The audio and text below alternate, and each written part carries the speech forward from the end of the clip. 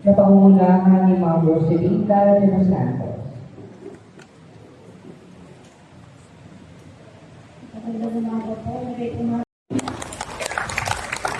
Thank you, magandang diyan. Leslie. Kung sila bulan na namatay. Bukal ba yun? Bukal o buboy? Buboy. Hindi buboy ho. Kung siya buboy ang gusto, hindi bukal. Akala isa na magandang umaga po sa inyo lahat. Sa pamumunuan po ng ating Blaze One. Magandang umaga po sa inyo lahat, ang mga presidente na dito, sa lahat ng organisasyon.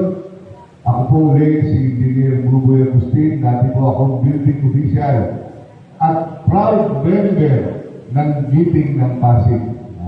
Bakit proud member? Kasi proud po ako dahil isa ako sa membro ng pagbabago dito sa ating mahal na Luzon ng Pasig. Talaga naman pong ipagtaas ko na sasabihin ko na member ako ng Giting ng Pasig. Ang parang Giting ng Pasig po, nabuo po yan dahil po sa kami pare-pareho kami ng prinsipyo ng adhilain ng advokasya. Yung advokasya namin na makatulong sa bawat pamilyang Pasigeno at itaas at antas ng pamumuhay ng lahat ng pamilya dito sa ating mahal na Luzon ng Pasig. Kaya po, Giting ng Pasig, dahil mag-giting namin pinaglalaban ang pagbabago dito sa ating lungsod. Pagbabago, proud ako dahil walang korupsyon. Wala hong korupsyon. At talaga naman kami ay nag-stick sa ating prinsipyo na kailangan malinis na pamumuno dito sa ating lungsod ng Pasig. Pagka walang korupsyon, marami pa ho tayong naiipon na naitutulong sa bawat mamamayan dito sa ating Luzon ng Pasig. Lalo na sa mga sektor ng solo parents, sektor ng PWD. Ayan, sinabi, bumabalakpak na. sa PWD at sa senior citizen. Mamaya, marami po magpapaniwalag tungkol sa senior. Ako po, kasi senior na rin po ako.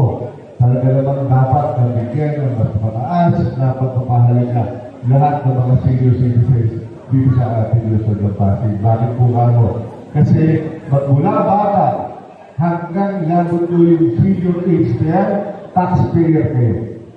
Ang laki na ng po-contribute nyo dito sa ating pamahalaan. So, it's about time na ang pamahalaan man ang tuloyin at tumulong sa inyo. Bakit? Pagka-retire ka na, wala na. Hindi mo naman hihingi ka ba sa anak mo? Naku, hindi na. Ang hirap hindi, di ba, no? Nanay, di ba mahirap? Ay, nakatulog na si nanay. Nanay, di ba mahirap? Sorry, sorry. Akala ko, titignan mo ako yung balat. Sorry. So, yun po, nakikita nyo naman, lahat po ng hinaiingat kailangan nyo solusunan, problema solusunan. Nandito po ang ating Vice Mayor Dr. Jaworski. At tawag po sa kanya, Mr. Action Man. Wala pong paligid kasi kayo na sigurado sa inyo, bibigyan ng solusyon lahat ng problema ninyo. Yun po ang aking magaling, masipag, matalino, Vice Mayor Dr. Jaworski. Palakpakan na po naman natin. So, ito po, again, Buboy Agustin, proud member of Giting ng Pasig. Mabuhay ang Giting ng Pasig, mabuhay ang mga Pasigeno. Salamat po. Okay, kumusta kayo dyan? Okay naman kayo. Kumain na ba kayo? Ayun, kami na rin kita. Ano na binabapat mo kayo ng mga umaga? Siyempre kay Pres. Saan ba si Pres? Akan ba rin? Ayun, Pres Francis, magandang umaga po sa inyo. Ito, officer, maraming salamat po sa inyo. Siyempre dito po ang ugnayan ng tanah kayo ng ating sanggunian. Ako po ay natasan hulundos na ng Maulay Mundo para magdating ko ang huli pag-uusapan natin ngayon. Tantay mo natin silang iwang kong salita sa inyo na lahat ng problema na lulutas sa isang magandang usapan. Kaya dito tayo magkakaroon ng magandang tanah kaya kung ano ang problema sa inyong lugar, ano ang pangangailangan, kung ano ang solusyon, nandito sa inyong harapan na. Kaya kami po, sila po ay bumabag na ho sa inyo upang humigdating ng tamang servisyo. Kaya po sana po, pakikigo tayo at magandang talakayan, magandang servisyon, at mga po magkape sa inyo lahat. Maraming salamat po. Magandang umaga din sa inyo at maraming salamat sa pagpunta rin dito sa talakayan. Isa po itong magandang avenue. Hindi lang po kami ang mapakinggan, kundi kayo naman din po ay mapakinggan namin. Isa lang po ang hinihiling ko, sana maging bukas tayo na maging parte ng solusyon. Alam ko marami kayong mga suggestions para sa amin, para sa ikagaganda pa ng inyong lugar. Pero sana ho, magtulungan din tayo dahil alam natin hindi ito kaya ng pamahalaan lamang. Pero kung kasama ho kayo at aktibo ang partisipasyon natin lahat, isa ho lang ang magiging solusyon at ang magiging ikagaganda pa ng buong Pasig, hindi lang sa inyong lugar. Kaya maraming salamat po for being here. Thank you and God bless you. Maraming salamat po lahat at syempre kay Vice Mayor Donald Jaworski. Salamat po sa inyong oras at interes ngayong umaga na magkaroon po ng isang guni dito po sa inyong lugar. Dahil pangunahing trabaho naman po ng mga konseho sa pamumuno ni Vice Mayor Donald Jaworski ay gumawa o magpasa ng mga resolusyon ng mga pinansa para po may sa katuparan ng ating pong mga nais para sa ating lugar upang mas mapaganda ito. At itong umaga na ito ay isa po sa mga susi para po kami ay makapag-craft ng magandang mga resolusyon ng mga pinansa na sa inyo rin po magagaling. At syempre tayo naman po ang naatasan sa pag-atado ng pondo ng ating lungsod. Una, sisiguraduhin natin ang mga programa po natin ay nakaplano ng maligid, nakabudget ng maligid. Pangalawa, ano naman po mga proyekto at aktibidades ito, sisiguraduhin po natin na sustainable po ito at hindi pang samantala lamang. Lahat po ng pag-uusapan po natin dito ay tatyakin po natin na kahit susunod na po na henerasyon ay mapapakinabangan pa rin po. Muli po, maraming salamat sa inyong oras. Mabuhay kayo lahat at God bless you. At hindi kami para congratulate kayo sa pagkakataon na makasama namin kayo. Maraming salamat po. Alam kong busy ho ang lahat, pero napaka-importante po na makasama namin kayo sapagkat ito yung pamamaraan ng ating pamahalaan para mailapit ang mga programa na gagawin namin. Ang lahat naman po ng programa at proyekto ay nakabase sa pangangailangan ng bawat Pasigueño. Importante po na magtulungan tayo. Tulungan niyo po kami, matulungan namin kayo. Kahit kung ano yung pangangailangan mo sa panahon ko, iyon po ang sinagawa namin ng mga programa at proyekto. And I hope, mamaya, paglabas natin dito sa kwarto, lahat kayo nakamite. Sapagkat ngayon pa lang, dito pa lang, action agad. Kaya muli po, maraming salamat at maganda umaga po sa ilahan. Mga Pasigueño at ipinagmamalaki, Vice Mayor Donald Jaworski.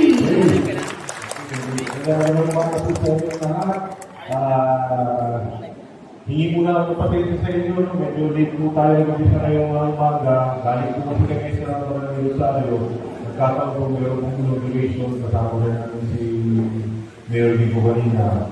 So, medyo napakaroon po yung program. Kaya medyo nahuli po kami sa aming pagdating. Anyway, nandito po kami ngayon para mapakinggan natin yung mga problema at pagdating natin ng mga solusyon din. Ang isang huli po sa ito ay ginagawa po namin ito every week.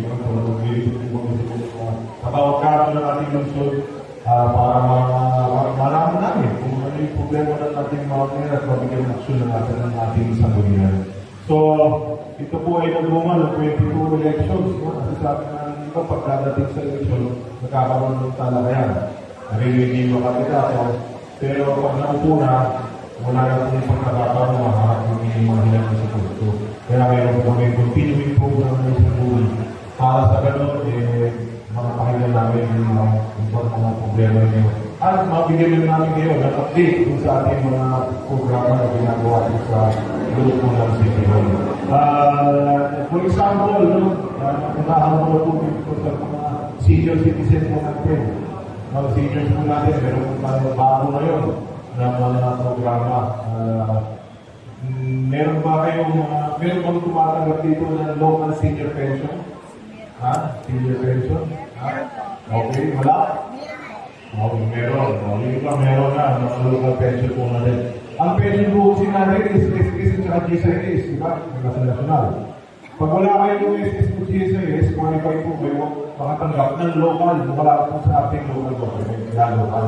500 naman po yun kung quarterly binibigay sa ating mga senior.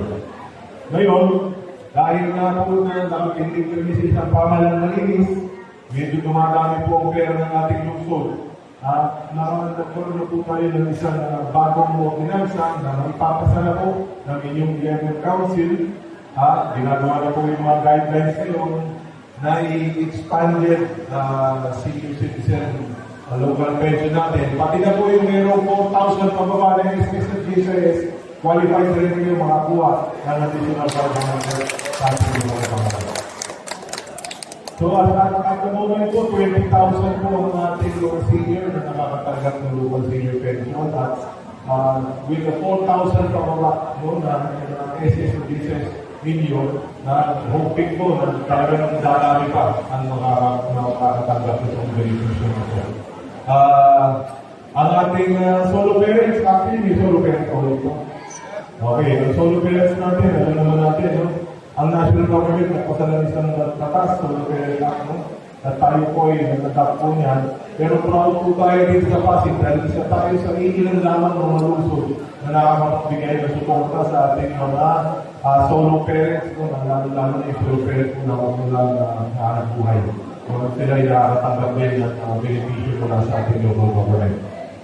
Doon sa mga may PWD, pinag-aaralan na po ng ating City Council, under po siya sa committee ni Councilor Angelo De Leon, na magkakaroon na rin ng walking pension yung ating mga PWD na every day. Okay? Ilan lang po sa mga programang ginagawa ito. Pero bakit po nagkakaroon ng mga bagong programa ngayon? At hindi po pinag-usapan dito maliit ng pondo. Yung sa senior citizen alone. Alam niyo kung magkano nakalala pondo para sa senior? Sa OSCA lang po ito, pero po sa gamot. Sa OSCA o Office of Senior Citizen Affairs, ang nakalala po ng pondo ay 477 million for 2025. Ngayon malaki ang nakapondo sa ating mga senior. Ngayon, ulitin po. Nangyayari po ito, pagkakawa po namin ito dahil nakatindig kami sa isang pamahalang malinis. Good governance. Marami yung sinasasabi ngayon na hindi na importante yung good governance. Pero ito po yung, kaya po kailangan po namin i-dictate sa utak at sa puso ng ating mga kababayan na importante ang good governance. Bakit? Noong 2004, noong Congressman 2004, ang budget ng Pasig 2.8 billion. Okay? Yumaman ng Pasig, naging 10 billion. Noong 2019, yung ginana ni Rubin Porto sa dating ako, naging 10 billion yung income. Pero 15 years yun. Yung 15 years, yumaman naging 10 billion. Pag upo ni Mayor Vico, tinamaan tayo ng pandemya, alala na. Yung ibang lungsod, bumaba ang koleksyon. Dito sa Pasig, tumaas. So, noong 2022, nung pag-upo namin, ang budget ng Pasig was 13.5 billion. Noong 2023, naging 15 billion. 2024, 17.2 billion. Ngayon, 22.4 billion na rin yung budget ng Pasig. Kaya bakit po lumalaki? Hindi naman kami nagtaas ng buwis. Actually, nagbawas pa kami. Ang tricycle po natin sa susunod na taon, wala na silang mabayaran parking. Ang nagsabi sa store natin, nagbabayad ng mga fees, kung ano. Ngayon, pag 250,000 pababa ang benta ng sari-sari store, zero ang mabayaran kasi. At marami pang ibang mga libre. Bakit po namin nakakagawa ng iakyat ang budget ng ating lungsod? Dahil dati, simple lang, dati may magbabayad ng $1 milyar, sasabihin, may discount yan kayo ngayon. Bibigyan ng discount, pero may kapalit. Tapos, sasabihin, ito na muna, si Mayor meron dapat si Vice Mayor meron din. Sasabihin ng mga konsyal, teka muna, kung meron si Mayor meron si Vice, dapat ang mga konsyal meron din. Sasabihin ng assessor, paano naman kami? Kami nagpapokus ng papel. Sasabihin ng treasury, Treasury dapat meron din at pati accounting. Ano natira sa bayan natin? Ito po. Ito yung nangyayari, at ito po yung nangyayari pa rin sa ibang mga lugar. Pero dito sa Pasig, kaya hindi naman pwede na mas marami tayong binibigay ng benepisyo, pero saan ang nagaling ng pera? Kita ng pandemic, umagay ng corruption. Hindi po yung nangyayari dahil nasa malinis example ng ginagawa ko. Hindi po pili yung pagbabagong ginawa niya. Lahat ng sindikato yung warang sa kanya, pinalikuran niya lahat. Bakit? Dahil nais ng patunay na kaya magpatakbo ng isang malinis na pamahalaan. At yan ang dahilan, bakit ngayon, yung mga lalo ang ating luso. So itong second term na nilagay ko ngayon, kasama na po kami sa Elected Council, ano po ang ginawa namin? Unang-una, naglagay kami ng mga pondo sa social services sa tulong sa mga mahihirap talaga. Sa tulong sa mga iba't ibang sektor, sa seniors natin, sa solo parents natin, sa PWD sector, para po gumaan ang kanilang buhay. Pangalawa, tuloy-tuloy naman po yung tulong natin pag naging mga sakutan sa pinta. Pero ngayon, pagdating po, malapit na ang eleksyon, dumadami rin ang ayuda. Kung saan-saan nagaling ang ayuda, di ba? Dahil malapit ang eleksyon. Pero warning lang po sa inyo, warning po, na minsan, alam ko matatalino naman po ang Pasigenyo, pero sana po tayo magpadala sa ayuda. Alam niyo bakit? Wala pa akong kilala. Baka kayo meron, turunin sa akin, ng tao, individual man o pamilya na kumanda buhay dahil sa ayuda. Wala pa po. Kasi ayuda, ngayon makatanggap tayo, bukas wala na. Pero hindi ko naman sinasabi na kung tanggapin ng ayuda. Dahil minsan, ang ayuda po, minsan blessing po yan, dumarating po sa atin, dahil may pangangailangan tayo. Hirap naman po, talikuran na tayo ng blessing, diba? So, minsan tanggapin natin, pero alamin natin kung ano at bakit tayo ay nagbabago dito sa ating paglansod natin at kung saan tayo ngayon at kung saan tayo nanggaling. At kailangan po namin ng tulong ng bawat isa sa inyo. Bakit? Kahit anong pagbabago namin nililito dito sa aming mga konsyal, sa loob po ng City Hall, mapababaliwala lamang kung hindi nagkakaisa ang pangarap natin kasama ng mga mga Pasigenyo. Kailangan ng bawat isa sa inyo. Example na lang po. Example, ito, paborito ko mga topic ito. Pag naglakad tayo sa mga homeowners sa ibang lugar, dito, hindi naman siguro masyadong problema dahil mga units ninyo may sarado. Pero yung dumi ng aso, napakaraming problema po. Diba? Ang dumi ng aso na nagaling sa atin, di ba sa ating bayan ko rin? Bakit sinabanggit po ito? Kasi ang pagkanayos kong baguhin yung pag-iisip ng Pasigenyo na kailangan, hindi pwede isipin natin sarili lang natin. Yan po ang dahilan bakit nagnanakaw ang politiko. Iniisip nila sarili lang nila eh. Kung gusto nyo yung politiko natin na mumuno dito, hindi magnanakaw, isipin yung kapangalan ng tao, sana yung mamamaya natin, isipin din ninyo yung nakakabubuti sa nakakagamit. Tama na po yung sinasabi natin crab mentality. Ano yung crab mentality? Utang talangka. Ano yung talangka? Bakit? Hindi ba kasi sinasabi, hindi na alam eh. Kung kayo timba, kung kayo sa laro, umulog kayo ng mga talangka, ilagay nyo sa loob ng timba. Anong gagawin ng mga talangka? Magtatapakan para makalabas. Iiwan nyo kasama sa loob. Hindi mga inosenteng hindi gaano nakaboto sa social media. Kaya po yung mga pag-iingat na dapat natin gawin, kahit pa naman